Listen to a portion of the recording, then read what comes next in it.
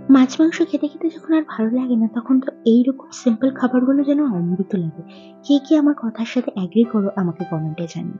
আজকে একদম সিম্পল খাবার বানিয়েছিলাম ডাল আর বড়া ভাজা। কে কে পছন্দ করে এই কম্বিনেশনটা? আমার তো দুর্দান্ত লাগে।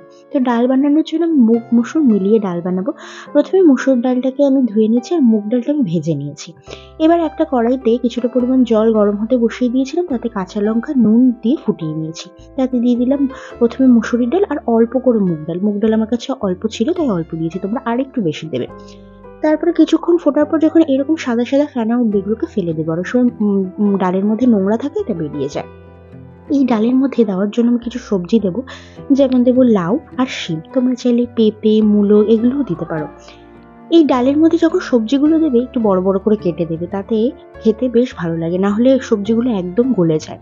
তাই প্রথমেই সেই সবজিগুলোকে বড় বড় টুকরো করে কেটে ভালো করে ধুয়ে নিলাম। এদিকে আমার ডালটাও ভালো করে সেদ্ধ হয়ে গেছে, তাতে আমি একটু সামান্য হলুদ দিয়ে দিয়েছিলাম। এরপর লাউগুলো সেদ্ধ হতে বসিয়ে দেবো, মানে লাউগুলো ডালের মধ্যে দিয়ে দেবো। শিমটা এখন দেবো না, শিমটা পরে দেবো।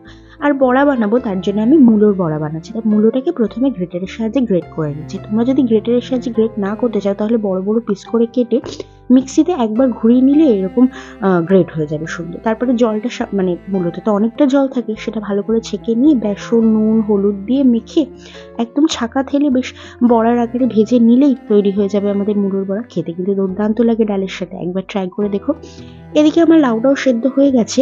আমি এবার ডালটার মধ্যে একটু ফোড়ন দিয়ে দিই। তার জন্য আবারও কড়াই বসিয়ে তাতে দিয়ে দিলাম তেল, তার মধ্যে দিলাম তেজপাতা, শুকনো লঙ্কা আর পাঁচফোড়ন। এইবার দিয়ে দেবো শিমগুলো। শিমটা যখন খুব ভালো করে ভাজা হয়ে যাবে, বেসিক্যালি আমি শিমটা ভাজতে ভাজতেই সেদ্ধ করে নিই।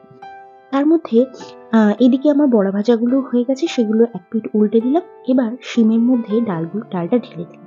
এবার ডালটা শিমের মধ্যে দিয়ে কিছুক্ষণ আবারও ফোটাতে হবে, যতক্ষণ না একটু ডালটা ঘন হয়ে যায়। আমি ডালটা একটু ঘন করবো, তোমরা চাইলে পাতলাও রাখতে পারো, নিজেদের পছন্দ মতো করে নেবে।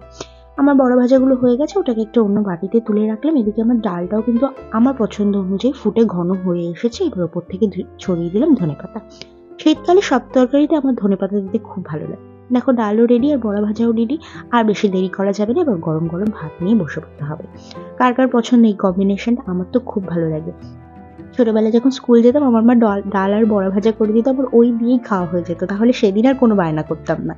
তোমাদের কার কার পছন্দ জানিও কিন্তু। আর সঙ্গে আমি একটু আলু সেদ্ধও রেখেছিলাম, এটা আমি লঙ্কার আচার দিয়ে মেখেছি। আচারের রেসিপিটা খুব তাড়াতাড়ি আমার চ্যানেলে আসছে।